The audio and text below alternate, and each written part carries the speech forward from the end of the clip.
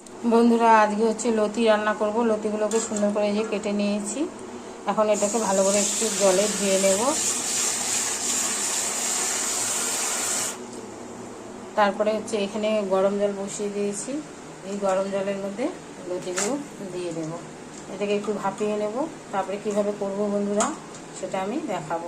বন্ধুরা, লতিটা যে তৈরি করব, মিক্সিতে একটা মশলা তৈরি করে নেব। তার মধ্যে বিভিন্ন ধরনের মশলাগুলো অ্যাড করব। দেখুন, প্রথমে দেব হচ্ছে হলুদ, তারপরে দেব কয়েকটা কাঁচা লঙ্কা, তারপরে দেব হচ্ছে লবণ, এর মধ্যে দেব হচ্ছে পোস্ত। যে যতটা পোস্ত খাবেন আমি ঠিক এতটাই দেব পোস্ত। তারপরে দেব হচ্ছে এর মধ্যে কালো শস্য না, এটা সাদা শস্যটা এর মধ্যে অল্প দিয়ে দেব। আর দেব হচ্ছে অল্প একটু কাশ্মীরি লঙ্কার গুঁড়ো, একটু কালার হওয়ার জন্য।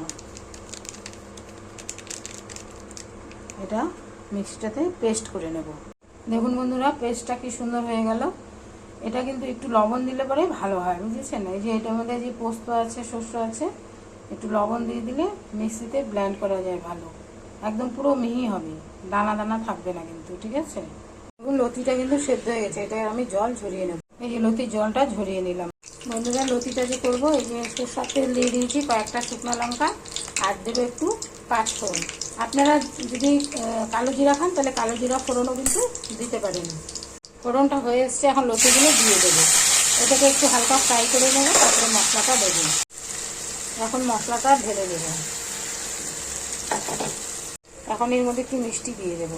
বন্ধুরা, আমার হচ্ছে লতি দিয়ে পোস্ত করা এটা হয়ে গেল। এই রেসিপিটা যদি আপনাদের ভালো লাগে, আমি এটা নামিয়ে দেখাচ্ছি, দাঁড়ান। বন্ধুরা দেখুন কীরকম হয়েছে। আপনারা এইভাবে করে খাবেন। যদি ভালো লাগে তাহলে অবশ্যই লাইক শেয়ার কমেন্ট করতে কিন্তু ভুলবেন না, ঠিক আছে?